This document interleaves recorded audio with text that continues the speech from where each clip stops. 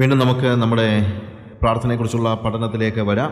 നമ്മൾ എങ്ങനെ പ്രാർത്ഥിക്കരുത്, പരീക്ഷനെ പോലെ പ്രാർത്ഥിക്കരുത്, എന്നാൽ അതേസമയം രഹസ്യത്തിലുള്ള നമ്മുടെ പിതാവിനോട് ആ ഒരു ഊഷ്മളമായ ബന്ധത്തോടുകൂടെ, കൂളായിട്ടുള്ള ബന്ധത്തോടുകൂടെ അവനുമായിട്ട് സംസാരിക്കുന്ന, ഹൃദയം പകരുന്ന ഒരു സ്റ്റേജിൽ നമ്മൾ പ്രാർത്ഥിക്കണം. പരീക്ഷനെ പോലെ സ്വയനീതിയിൽ നിന്നുകൊണ്ട് പ്രാർത്ഥിക്കരുത്, കൃപയിൽ മാത്രം ആശ്രയിച്ചുകൊണ്ട് നമ്മൾ പ്രാർത്ഥിക്കണം. ജാതികളെ പോലെ നമ്മൾ ജൽപ്പനം ചെയ്യരുത്. നമ്മുടെ അധരങ്ങൾ വാക്കുകൾ ഉരുവിടുന്നോ എന്നത് പോലും വിഷയമല്ല. അതിലും വലിയ വിഷയം നമ്മുടെ ഹൃദയം അലേർട്ടാണോ എന്നുള്ളതാണ്. നമ്മൾ പ്രാർത്ഥന സെൻസിബിൾ ആയിരിക്കണം. നമ്മൾ കരയുന്നത് എന്തിനാണെന്നുള്ളത് നമ്മൾ അറിയണം. ഹന്നായെ സംബന്ധിച്ചിടത്തോളം അവൾ കരയുന്ന തെറ്റൊന്നുമല്ല, പക്ഷെ കരയുന്നത് എന്തിനാണെന്നുള്ള ബോധ്യം അവൾക്കുണ്ടായിരുന്നു.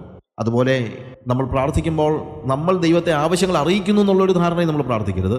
നമ്മുടെ സ്വപ്നങ്ങൾ നിർവഹിക്കാനായിട്ട് ദൈവത്തെ നിർബന്ധിക്കുന്ന ഒരു സ്റ്റേജ് അല്ല പ്രത്യുത. ദൈവത്തിന് നമ്മളെക്കുറിച്ചുള്ള സ്വപ്നങ്ങൾ എന്താണെന്ന് തിരിച്ചറിഞ്ഞ് അതിനുവേണ്ടി നമ്മളെ ഒരുക്കാനാണ് വാസ്തവത്തിൽ പ്രാർത്ഥന.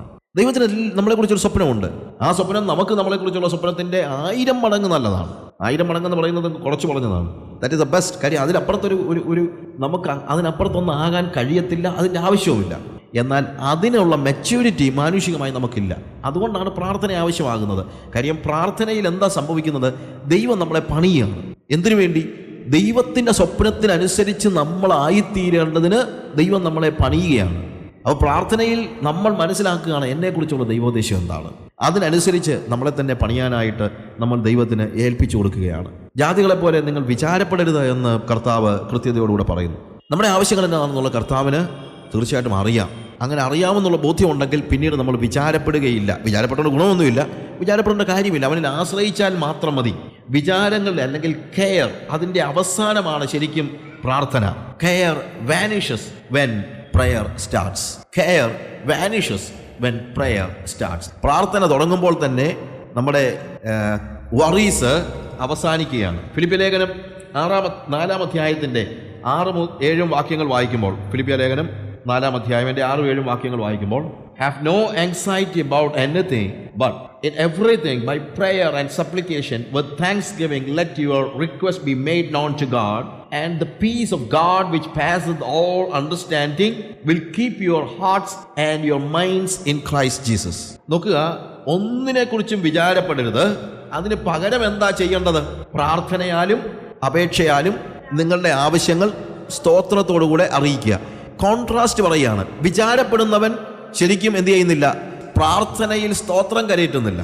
താങ്ക്സ് ഗിവിംഗ് ഇല്ല അവന്. When you give thanks, that means there is no worry. നമ്മുടെ കെയർസ് എല്ലാം പോകുകയാണ്. വറി ആൻഡ് ട്രസ്റ്റ്, ഇത് രണ്ട് തലത്തിലാണ് നിൽക്കുന്നത്. If you worry you do not trust, if you trust you do not worry. നമുക്ക് കെയർസ് ഉണ്ടെങ്കിൽ, അല്ലെങ്കിൽ എന്താണ്, നമുക്ക് ആകുലതകൾ ഉണ്ടെങ്കിൽ അതിൻ്റെ അർത്ഥം നമ്മൾ ശരിയായിട്ടും എന്ത് ചെയ്യുന്നില്ല? ആശ്രയിക്കുന്നില്ല എന്നുള്ളതാണ്. നിങ്ങൾ ആകുലപ്പെടരുത്. Do not have anxiety about anything. അത് ഒന്നിനെക്കുറിച്ചും നിങ്ങൾ വിചാരപ്പെടരുത്. എന്താണ്? In everything by prayer and supplication with thanksgiving to God.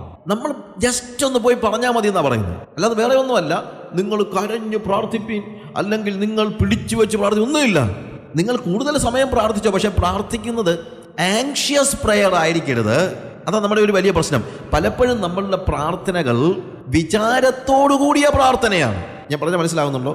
നമ്മൾ പ്രാർത്ഥിക്കാൻ തുടങ്ങുമ്പോൾ തന്നെ കർത്താവേ എനിക്കറിയത്തില്ല എന്തോ സംഭവിക്കുമെന്ന്, കർത്താവേ ഞാൻ ഭാരപ്പെടുന്നു, കർത്താവേ ഞാൻ വിഷമിക്കുന്നു, കർത്താവേ എന്താ കർത്താവേ ഇങ്ങനെ സംഭവിക്കും എനിക്കറിയില്ല. ഇതൊരു ക്രിസ്ത്യൻ പ്രയർ അല്ല, ഇത് ജാതികളുടെ പ്രാർത്ഥനയാണ്. ക്രിസ്തീയ പ്രാർത്ഥന അതല്ല. കർത്താവേ എല്ലാ സാഹചര്യങ്ങൾക്കും അപ്പുറത്ത് നീ പ്രവർത്തിക്കുന്നത് ഓർത്ത് ഞാൻ നിനക്ക് സ്തോത്രം ചെയ്യുന്നു കർത്താവേ.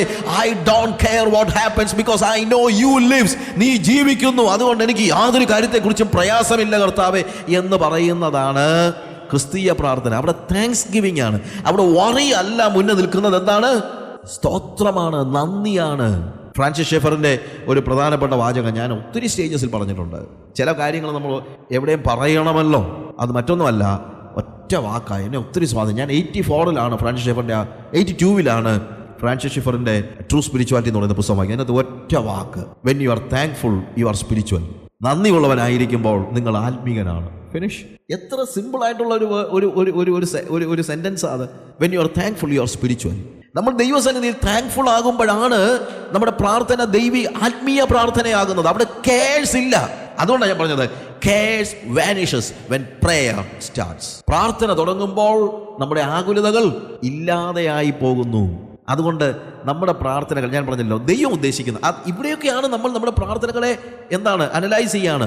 എൻ്റെ പ്രാർത്ഥനകൾ കെയർസിൽ നിന്നുള്ളതാണെങ്കിൽ that prayer is not a Christian prayer. നിങ്ങൾ എല്ലാത്തിനും ഒന്നിനെക്കുറിച്ചും വിചാരപ്പെടരുത്. വിചാരത്തോടു കൂടിയ പ്രാർത്ഥന ജാതീയ പ്രാർത്ഥനയാണ്. അങ്ങനെയാണെങ്കിൽ നമ്മുടെ പ്രാർത്ഥനയൊക്കെ ഒന്ന് ആലോചിച്ച് നോക്കണം. നമ്മുടെ സഭകളിലെയും നമ്മുടെ വീടുകളിലും ഒക്കെ പ്രാർത്ഥന ഒന്ന് ആലോചിച്ച് നോക്കിയേ. 90% പ്രാർത്ഥനകളും വിചാരത്തോടു കൂടിയ പ്രാർത്ഥനകളാണ്. അതുകൊണ്ടാണ് ഞാൻ പറഞ്ഞത് ഈ ക്ലാസ്സുകൾ കൊണ്ട് നമുക്ക് ഉണ്ടാകേണ്ട ഗുണം ദൈവഹിതപ്രകാരം പ്രാർത്ഥിക്കാൻ പഠിക്കുകയാണ്, അല്ലാതെ വേറെ ഒന്നുമല്ല. 90% പ്രാർത്ഥനകളും നമ്മൾ മാറ്റേണ്ടി വരും. മാറ്റുക എന്ന് പറഞ്ഞാൽ ഇല്ലാതെയാക്കുകയല്ല. വറീസിന് പകരം, കെയർസിന് പകരം, വിചാരങ്ങൾക്ക് പകരം സ്തോത്രം കയറി വരുന്ന പ്രാർത്ഥനകൾ. ഹല്ലേലൂയ, കർത്താവേ നീ അറിയുന്നു, അതോർത്ത് ഞാൻ നിനക്ക് സ്തോത്രം ചെയ്യുന്നു എന്ന് പറയുന്ന ഒരു പ്രാർത്ഥന. അതുകൊണ്ട് ഒന്നിനെക്കുറിച്ച് വിചാരപ്പെടരുത്. എല്ലാത്തിലും പ്രാർത്ഥനയാലും അപേക്ഷയാലും നിങ്ങളുടെ സകല ആവശ്യങ്ങളും സ്തോത്രത്തോടുകൂടെ അറിയിക്കുക, ദൈവത്തിന് അറിയിക്കുക അത്ര വേണ്ടത്. അപ്പോഴെന്ത് സംഭവിക്കുന്നറിയാമോ? നോക്കുക, എന്തൊരു സ്വീറ്റായിട്ടാണ് അത് എഴുതിയിരിക്കുന്നത്. എന്തൊരു സ്വീറ്റായിട്ടാ!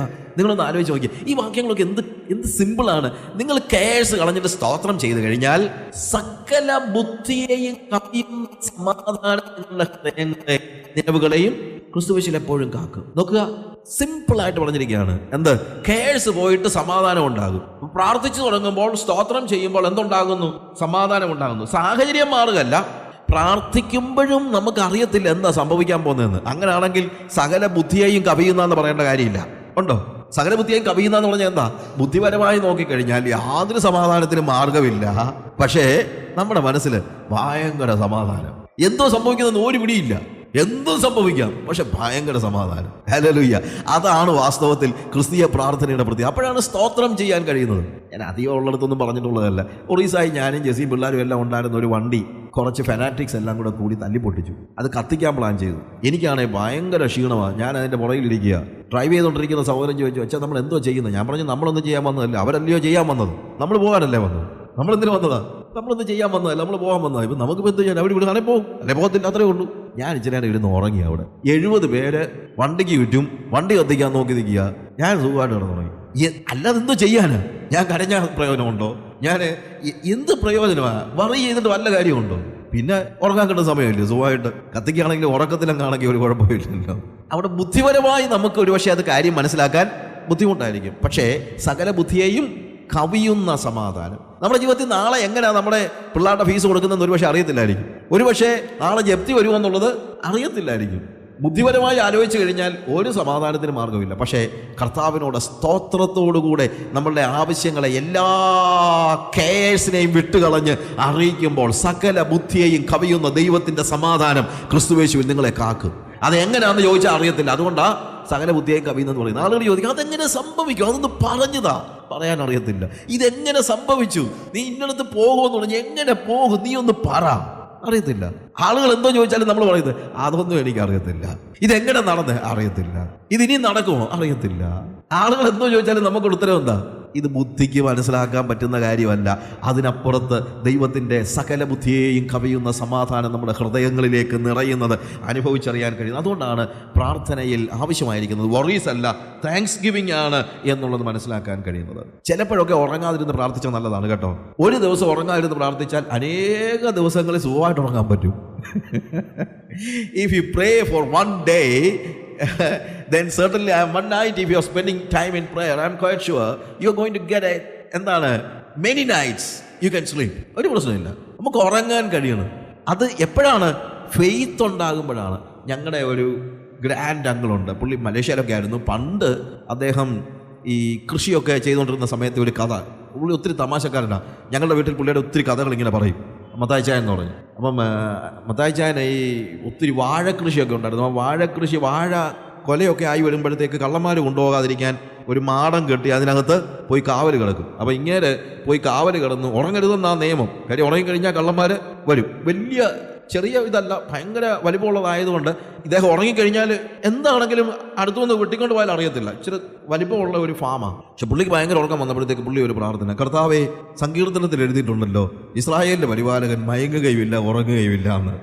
നമ്മൾ രണ്ടുപേരും കൂടി ഇങ്ങനെ ഉറക്കളച്ചിരിക്കേണ്ട കാര്യമൊന്നുമില്ലല്ലോ. ഏതാണെങ്കിലും നീ ഉറങ്ങുകയില്ല, എന്നാൽ ഞാൻ ഉറങ്ങാൻ പോവാണെന്ന്. ഏതാണെങ്കിലും നീ ഉറങ്ങുകയില്ല, പിന്നെ നമ്മൾ രണ്ടുപേരും കൂടി ഇങ്ങനെ ഉറക്കളച്ചിരിക്കേണ്ട കാര്യം എന്തോ, അതുകൊണ്ട് ഞാൻ ഉറങ്ങാൻ പോവാണ്.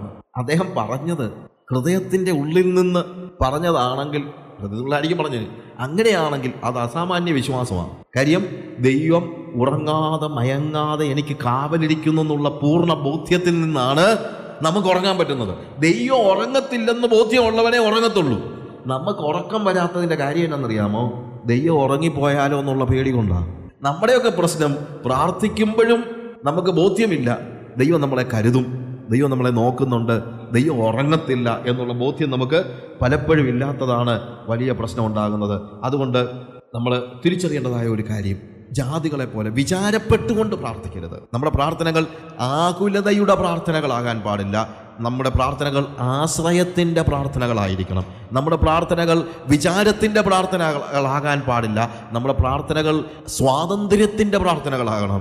നമ്മുടെ പ്രാർത്ഥനകൾ സമാധാനത്തിൻ്റെ പ്രാർത്ഥനകളാകണം. പ്രാർത്ഥിച്ചു കഴിഞ്ഞിട്ട് പിന്നെ കരഞ്ഞുകൊണ്ടിരിക്കരുത്. പ്രാർത്ഥിച്ചാൽ എന്ത് വേണം? സന്തോഷം ഉണ്ടായിരിക്കണം, സമാധാനം ഉണ്ടായിരിക്കണം. അത് നമ്മൾ കൃത്യതയോടെ മനസ്സിലാക്കണം. പ്രാർത്ഥനയുടെ പഠനത്തിൽ നമ്മൾ ഒരു പുതിയ കാര്യം നമ്മൾ പഠിക്കാനായിട്ട് ആഗ്രഹിക്കുകയാണ്. മറ്റൊന്നുമല്ല, ഈ പ്രാർത്ഥനയ്ക്കുണ്ടാകാവുന്ന സാധാരണപ്പെട്ട തടസ്സങ്ങളെക്കുറിച്ചാണ്. Hindrances of prayer.